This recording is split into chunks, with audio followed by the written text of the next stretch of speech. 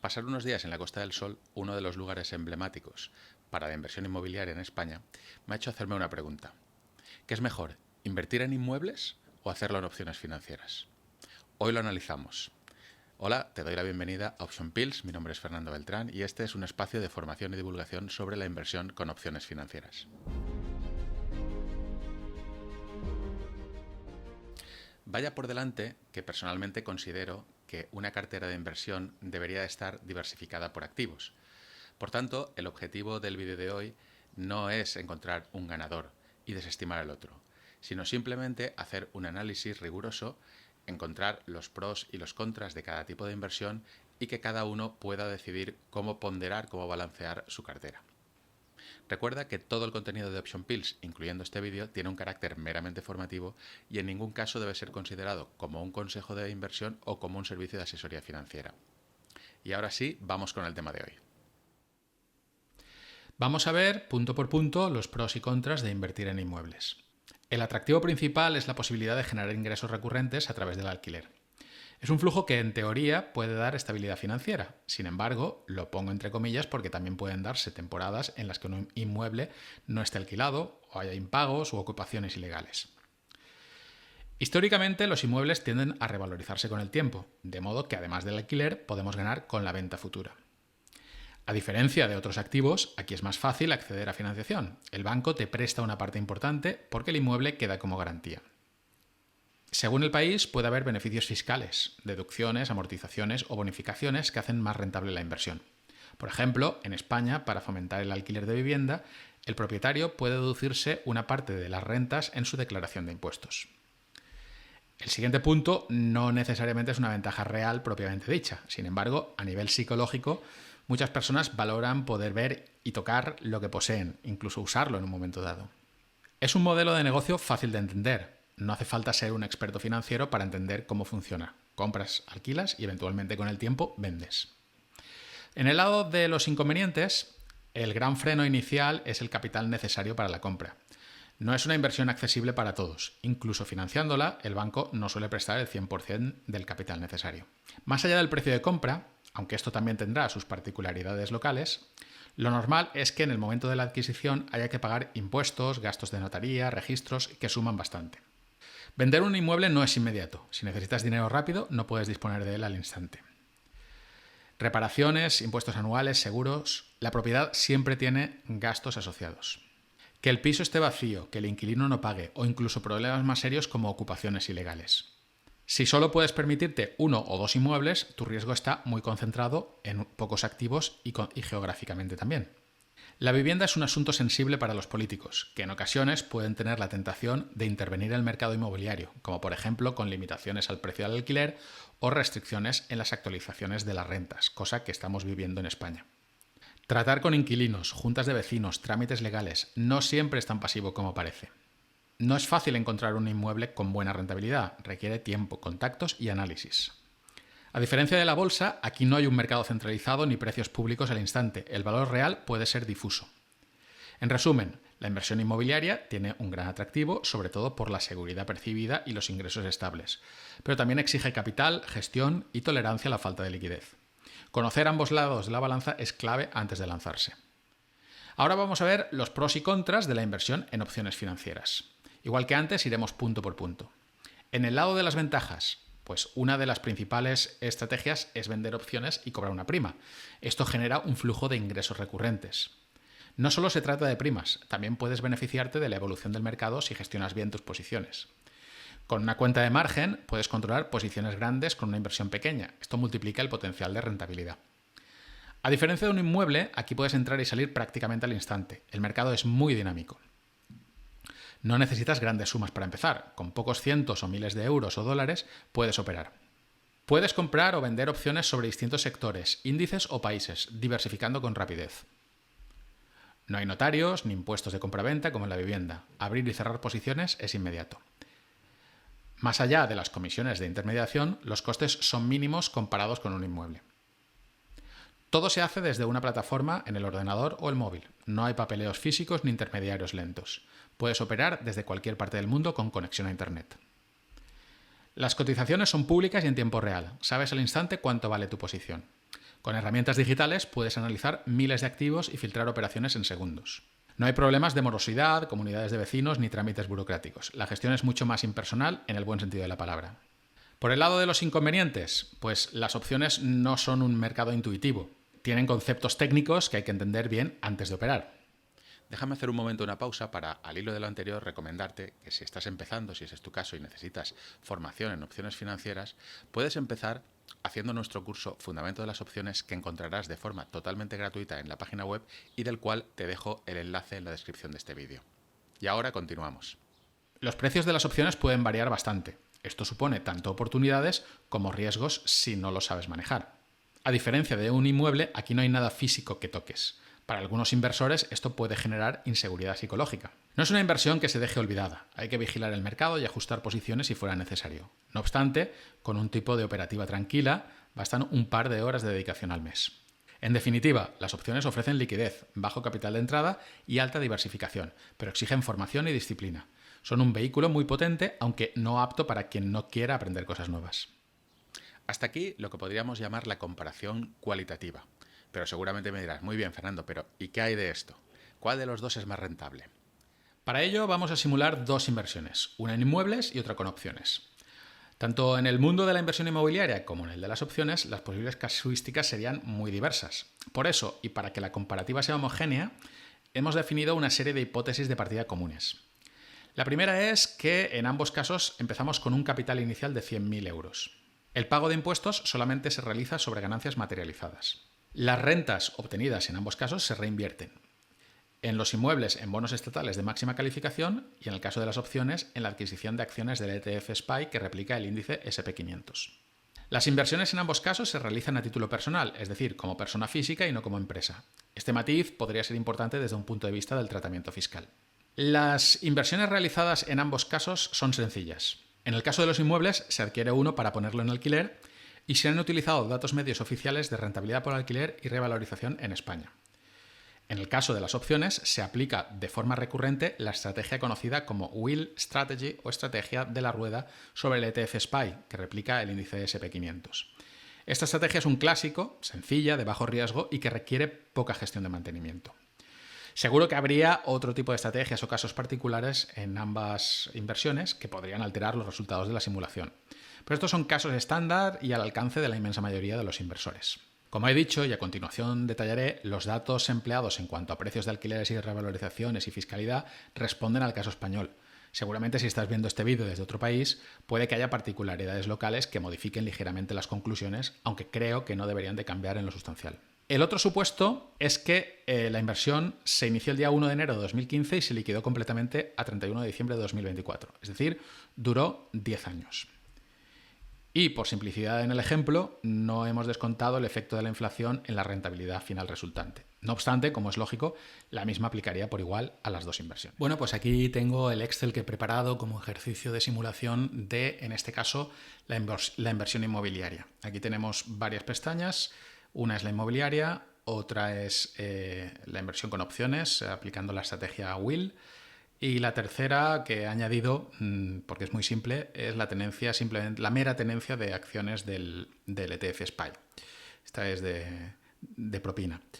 Aquí en otras pestañas vemos el detalle del backtesting realizado con las opciones, esto que es lo mismo pero un sumario, y el histórico de las cotizaciones del euro-dólar, porque la estrategia de inversión con opciones, puesto que la hacemos con un ETF que es el SPY, que cotiza en dólares y nosotros, nuestra cuenta principal de partida estaba en euros, pues tenemos que convertirlos a dólares y posteriormente, cuando hagamos la desinversión, nuevamente pasarlos a euros. Entonces, la inversión inmobiliaria, vamos a verla. En primer lugar, tenemos aquí la adquisición del inmueble, que hemos dicho que eran 100.000 dólares. Luego, los gastos asociados a la adquisición, que son 9.250, perdón, he dicho dólares, me refería a adquisición del inmueble, 100.000 euros. Gastos asociados a la adquisición, 9.250 euros, lo cual quiere decir que en realidad la inversión ha sido de más de 100.000 euros, pero bueno, por simplicidad vamos a suponer vamos a seguir suponiendo que son los 100.000 euros. ¿De dónde salen estos gastos asociados a la adquisición? Pues si bajamos aquí un poco, vemos que son estos de aquí. Lógicamente, esto es el caso de España. Dependiendo de tu país de residencia, pues estos valores pueden cambiar o algunos no existir o incluso que haya otros adicionales. ¿Vale? Este sería el tipo o los supuestos utilizados para el caso de España. Luego, las rentas brutas por alquiler. ¿De dónde sale esto? Bueno, pues la renta bruta por alquiler inicial ha sido considerada un 5,70%, que es un dato oficial basado en un informe del Banco de España al cual podéis acceder desde este enlace. Esta hoja de Excel os la dejaré disponible para que la podáis descargar y utilizar y jugar con ella en nuestro canal de Telegram. Entonces, según el informe del Banco de España, en 2015 la renta bruta por alquiler era del 5,70. La actualización de las rentas para años sucesivos se ha realizado teniendo en cuenta la inflación en España, nuevamente, y se ha aplicado como factor de revalorización de la renta inicial estos de aquí. Quiero llamar vuestra atención sobre estos últimos 3 años en los que en España se ha aplicado, como pues la inflación había subido bastante, se ha aplicado un factor de limitación, un límite legal a la revalorización de rentas. Con lo cual, aunque la inflación del 2021 fue de un 6,50%, perdón, la inflación del 2022 fue de un 5,70%, que en condiciones normales sería el índice, el factor de incremento que se habría aplicado a la renta, a la revisión de la renta para ese año. Debido a la limitación legal, solamente se pudo aplicar un 2%.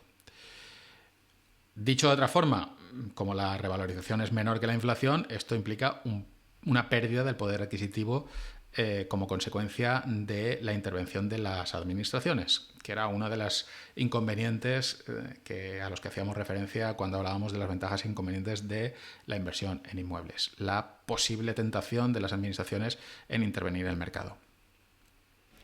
Entonces, después de las rentas tenemos los costes operativos no repercutibles al inquilino, que se han estimado en un 20% de la renta bruta y que incluyen pues, cosas como el impuesto por la tenencia, costes de comunidad, seguros, vacancias, suministros a cargo del arrendador, etc. Inversión rentas netas. ¿Esto qué quiere decir? Bueno, pues que de las rentas netas que nos queden a final de año, las reinvertimos en renta fija para que a su vez pues vayan generando una rentabilidad y favorecer pues la rentabilidad total de la operación. Dicho de otra forma, no disponemos de esas rentas para gastárnoslas, sino que las reinvertimos. El criterio de inversión, como digo, ha sido en renta fija estatal de primera calidad. Y aquí vemos esta tabla es un poco el resumen de lo que se ha hecho, ¿vale? Estos son el porcentaje de el tipo al que se remuneraban en cada año pues esos bonos estatales, que son bonos a medio plazo, a corto plazo más bien. Y bueno, pues el saldo final de las rentas que se llevan acumuladas en esa reinversión. ¿De acuerdo? Aquí vemos los intereses generados por esas rentas.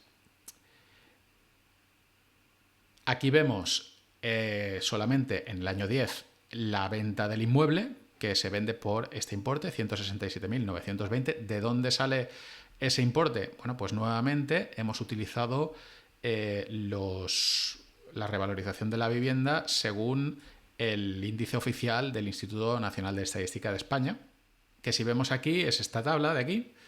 Estos serían el índice de precios de la vivienda, es decir, la revalorización de ese índice oficial.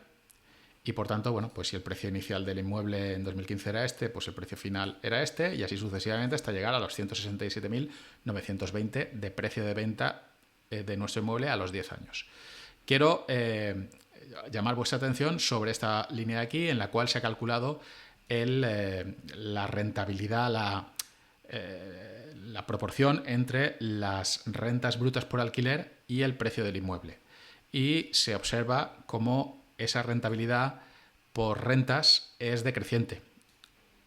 Es decir, se ha revalorizado más el precio de la vivienda que las rentas, lo cual pues tiene sentido, puesto que si las rentas lo normal es que se revaloricen según el IPC, pues el precio de la vivienda ha subido más que el IPC. Luego tenemos aquí unos gastos asociados a la venta en el año 10, que son, y nuevamente este es un caso particular de España, y deberíais de valorar si vuestro país de residencia es igual o diferente. Serían estos gastos de aquí: la plusvalía municipal, gastos notariales y de gestoría.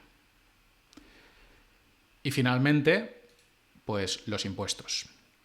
Hay que decir que en España el caso del alquiler de viviendas tiene una bonificación en las rentas, una bonificación fiscal.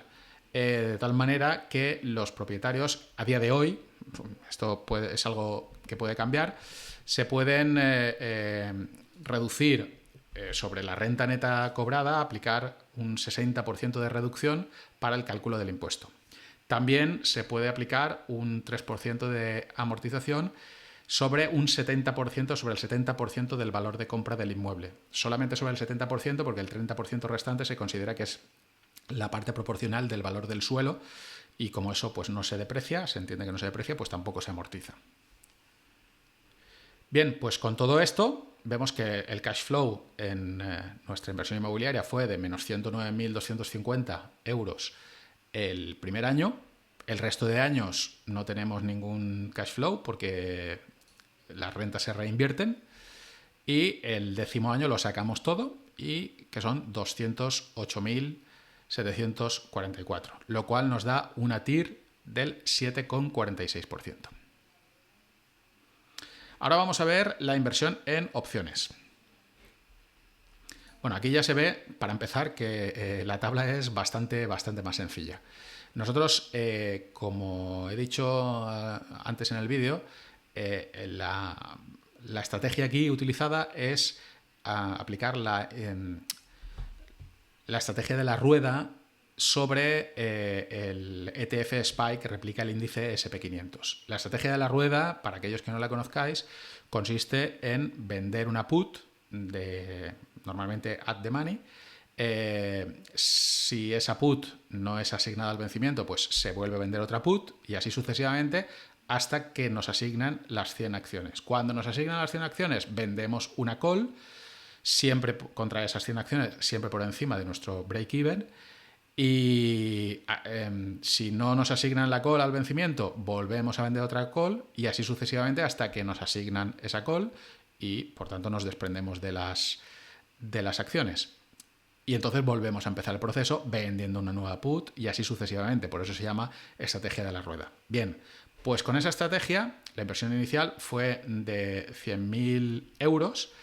Aquí sí que estoy teniendo en cuenta el Forex, la cotización del euro dólar el 1 del 1 del 2015, que fue cuando cambié mis 100.000 euros a dólares, y a 31 del 12 del 2024, cuando, después de desinvertir todo, volví a cambiar mis dólares a euros para que la comparativa sea homogénea con la de el inmueble, ¿vale? Entonces, meto 100.000 euros el primer día del 2015, y a 31 de diciembre de 2024 lo vendo todo, pago los impuestos y recupero, vuelvo a pasarlo todo a euros. Aquí tenéis el detalle de los impuestos calculados según las pérdidas y ganancias realizadas.